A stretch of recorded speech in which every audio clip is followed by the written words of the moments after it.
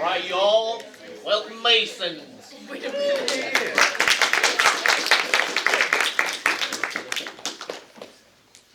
So, this is my world building project. I'm deciding to make it into a Zenith project. So, here it is. So, here's the outline for it. This is a long time ago. I made a short story about in my junior year. It was named I Am Remolded. It was a western about a grieving miner against a corrupt company who murdered his wife. The story was eventually adapted into my world building project alongside Nick, Steven, and Jerry.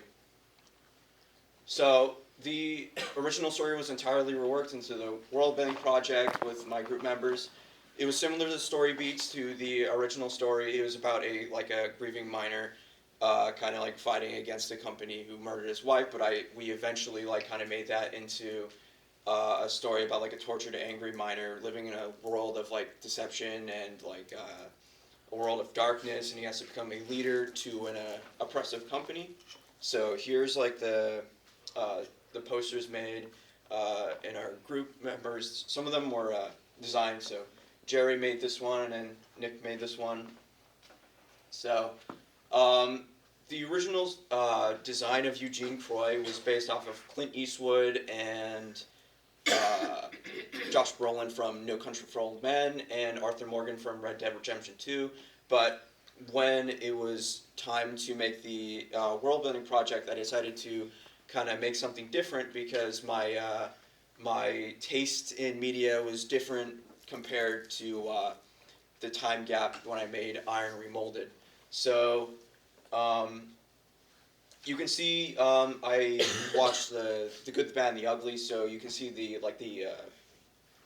what's his name, Tuco from that movie. You can see he's kind of adapted with that kind of what is it, clothing. I wanted to represent him as kind of like the ugly. He's not really a good guy, you know. And typically in spaghetti westerns, typically there's not really a good guy in the Good and the Bad and the Ugly. He's not really he's not good.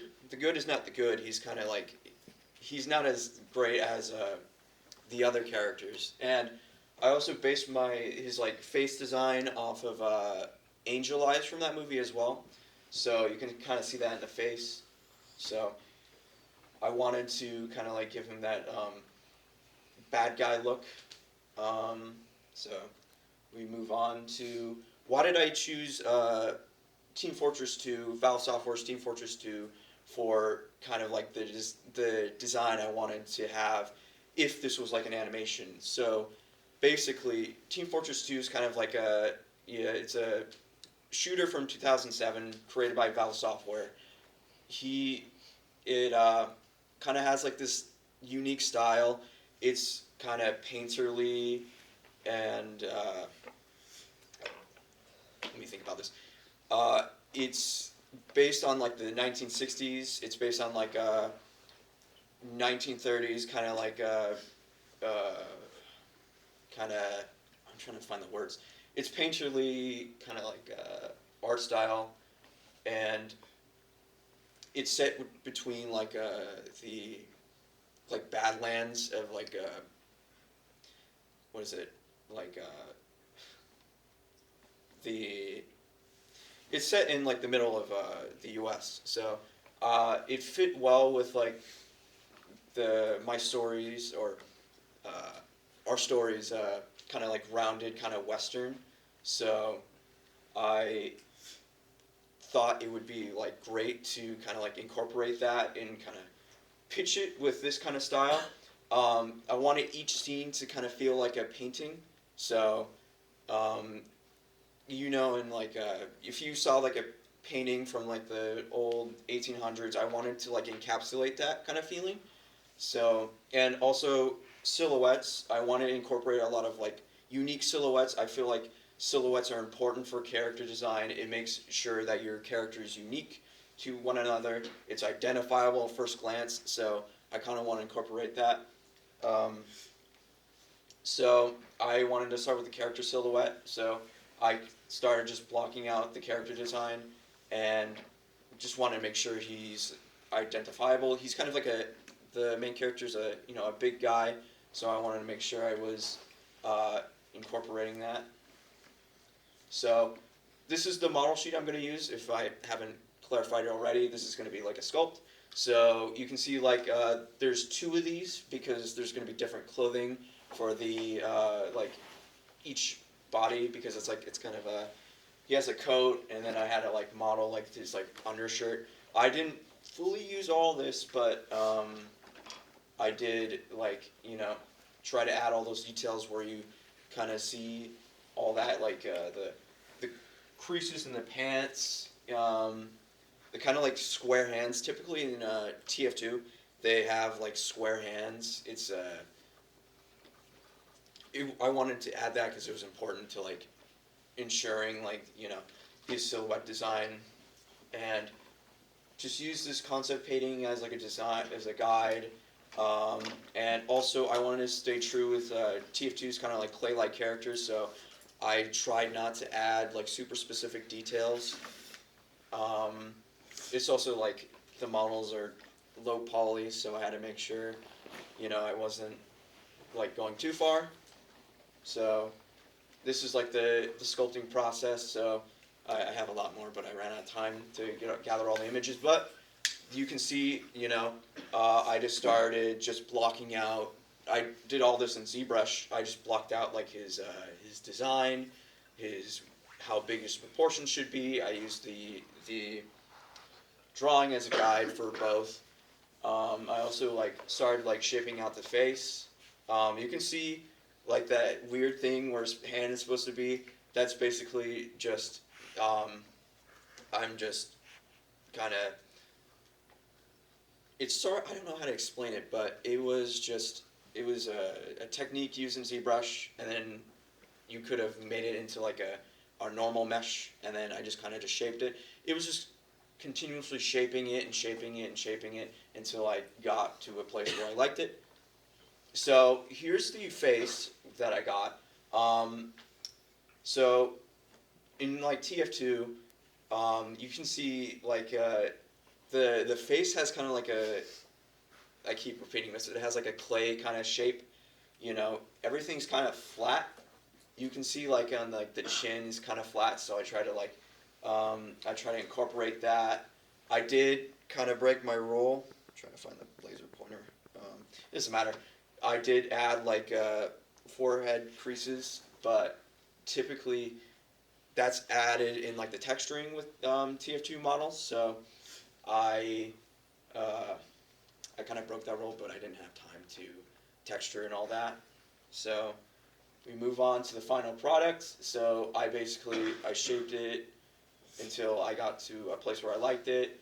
I went into Maya for the coat and hat, and I kind of I blocked it out. Then I imported it into ZBrush and just shaped it into something that I liked, and then I added like the details.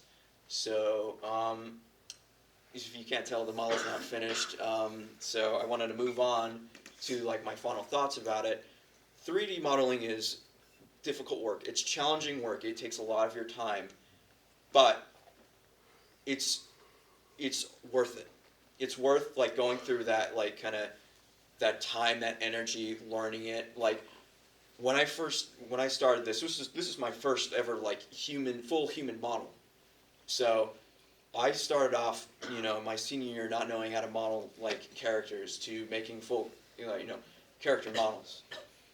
So what I'll say is, it's going to take a lot of your time, and I want to tell this to the juniors.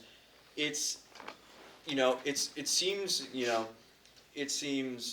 like it's this like huge thing, but it's not rocket science. If you take that time to learn it, to kind of get through like the kind of like tedious work, you will get better, and you will like start making great things. So, don't be intimidated by that kind of workflow. It's okay to be ambitious, but you have to be reasonable. This started off like my Zenith project. Like I had so many ideas for my Zenith project, but they never really worked because, I wouldn't have time to do it. It was originally going to be like a 15-minute animation about TF2, but that never really came through. I wanted to make something a little more original. I was going to make a game at one point, which that was not going to happen. But and then when I was making my world building project, I really got into it, and I really wanted to do something with it. So I decided I was going to make an animation for it. The problem is, I've never made like a character model before, and this is like making like a 3-minute animation with like assets was not going to be like it wasn't going to be practical. It wasn't going to be reasonable. Like these things take time. You have to be it's okay to be ambitious, but you have to have like the time. You have to have the mental fortitude to do it, and you have to know your skills. You have to know let's say you have to know can you make assets for your animation, or do I have the coding skills to make a game? So would I go back to this? Most likely I'm interested in going back and finishing it because I kind of ran out of time, and I still want to make that animation. I feel like the skills I learned, I feel like I could do something with it. I don't want to lose momentum with this project. So, of course I have to I have to texture it, I have to rig it and all that, but I might have to rebuild the model from scratch. Well, not from scratch, but it's a thing called I can't say it. It's basically just remaking the model mesh with a different technique. It's hard to explain, but it basically fixes all the problems that this model potentially could have. So I definitely want to come back to this. So overall, I'm very happy with this project. I feel like it's not finished, but I was really happy with what I got done. I never made a character model before, and I know how to make human models now.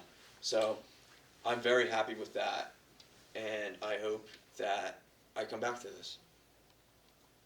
Oh yeah, Eugene.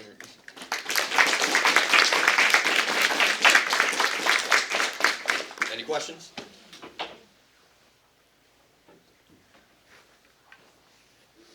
Yes. Can you show us what the voice of Eugene Deb sounds like? I still don't have that voice. You want me to do it? Yeah, that's what I'm asking. Improvise. And show him on the screen while you do it, just so we can. There we go. I never thought about it. Actually, I have done it before. You have? I have done it before. It's in the short story. Got it. Cool. Yeah. I really don't want to do it. You don't have to. Yeah. Okay. Yes. If you were to have a celebrity or a voice actor do the voice for him, who would that be? If I were making a movie, right?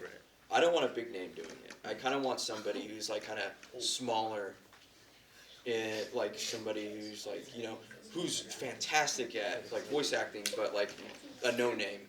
I feel like the people who don't really have a name in the industry but have incredible talent, I feel like they do the best job at voicing somebody. Yes. How did you teach yourself all this human 3D modeling? Well, Mr. Cho did teach us how to use ZBrush and use Maya and all that, so shout out Mr. Cho. So for stuff like the eyes, we didn't learn how to do that. I kind of just I search up YouTube tutorials and just kind of tried something new.